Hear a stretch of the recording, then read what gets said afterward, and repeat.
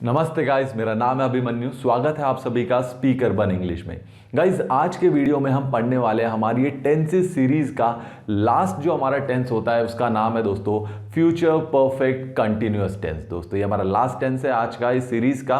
और दोस्तों ये टेंस सिमिलर होता है आपका फ्यूचर कंटिन्यूअस टेंस की ही तरह, बस फर्क सिर्फ इतना है कि इस टेंस में एज यूजुअल दोस्तों क्या समय के बारे में यानी टाइम के बारे में भी बताया गया होता है। तो बहुत इंपॉर्टेंट वीडियो है ये हमारा।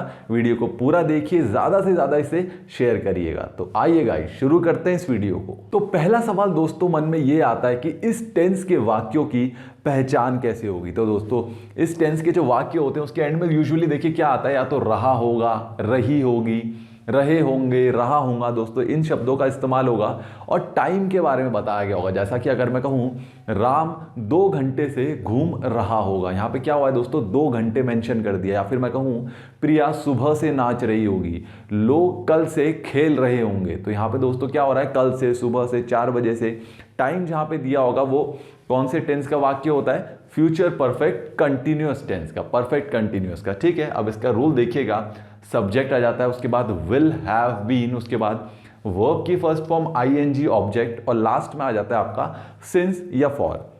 अब दोस्तों सिंस या फॉर के बारे में हम सेपरेट वीडियो में पढ़ चुके हैं। कहाँ सिंस आएगा, कहाँ फॉर, क्योंकि दोस्तों टाइम के लिए 2 वर्ड्स का यूज होता है। देखिए, या तो सिंस या फॉर का पहले हर एक वीडियो में बता चुका हूँ। इसीलिए मेरी रिक्वेस्ट है दोस्तों, अगर आप ये टेंसेस की सीरीज एकदम फर्स्ट वीडियो से देखते हुए चलेंगे सीरीज में, सीक्वेंस में, तो ज़्यादा बेटर आप चीज़ें समझ पाएंगे। ठीक है दोस्तों, तो फिर भी बता देता हूँ जो स्टूडेंट्स नए हैं, सिंस का यूज़ वहाँ होता है जब हमें पर्टिकुलर टाइम दिया होता है। जैसे कि मैं बोलूँ 4 बजे से 5 बजे से, तो मैं क्या बोलूँगा, since 4 o'clock, since 5 o'clock।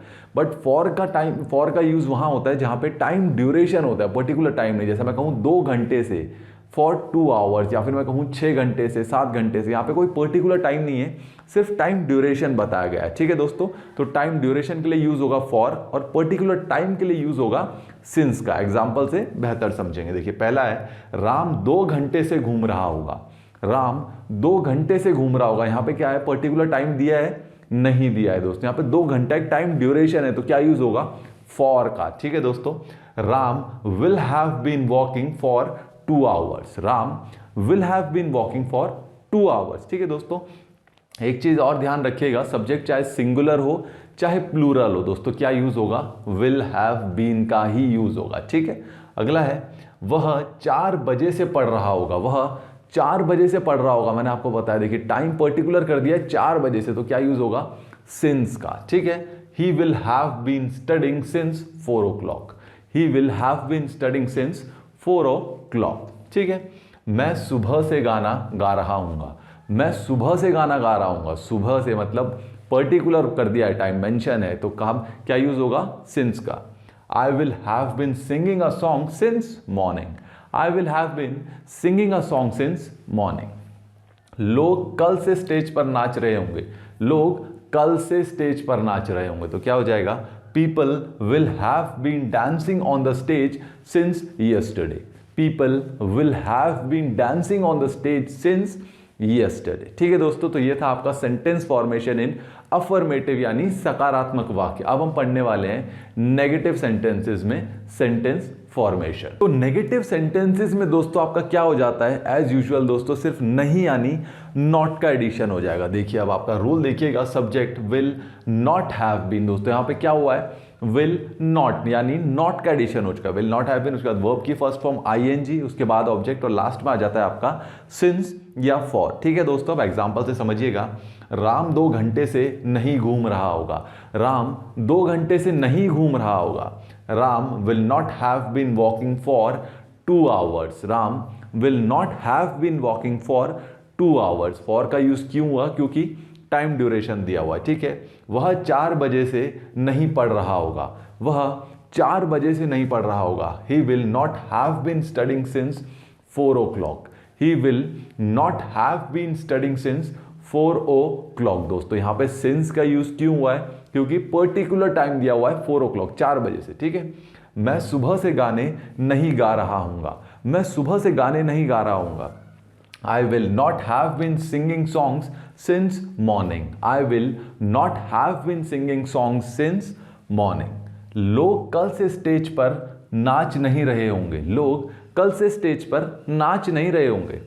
People will not have been dancing on the stage since yesterday. People will not have been dancing on the stage since yesterday. ठीक है दोस्तों, तो ये था आपका सेंटेंस फॉर्मेशन इन नेगेटिव सेंटेंसेस। अब हम पढ़ेंगे इंटेरोगेटिव सेंटेंसेस में सेंटेंसेस का फॉर्मेशन किस रूल के अकॉर्डिंग किया जाता है। तो प्रश्नवाचक वाक्यों में दोस्तों क्या होगा, जैसा नाम से ही क्लियर है, प्रश्न पूछा जाएगा। ठीक है दोस्तों, वो सारे आपके इंटेरोगेटिव यानी प्रश्नवाचक होंगे। बहुत ही सिंपल सी चीज है। रूल देखिएगा दोस्तों, देखिए सबसे पहले आ जाती है WH फैमिली, उसके बाद विल, उसके बाद सब्जेक्ट हैव बीन, वर्ब की फर्स्ट फॉर्म ING, उसके बाद आता है ऑब्जेक्ट और उसके बाद आता है आपका सिंस या फॉर, और लास्ट में लगा देते हो आप क्वेश्चन मार्क। दोस्तों क्वेश्चन मार्क क्यों लगाते हैं, क्योंकि प्रश्न ही पूछा जाएगा, प्रश्नवाचक वाक्य है। ठीक है, अब दोस्तों दो चीजें यहां पे ध्यान देने वाली हैं।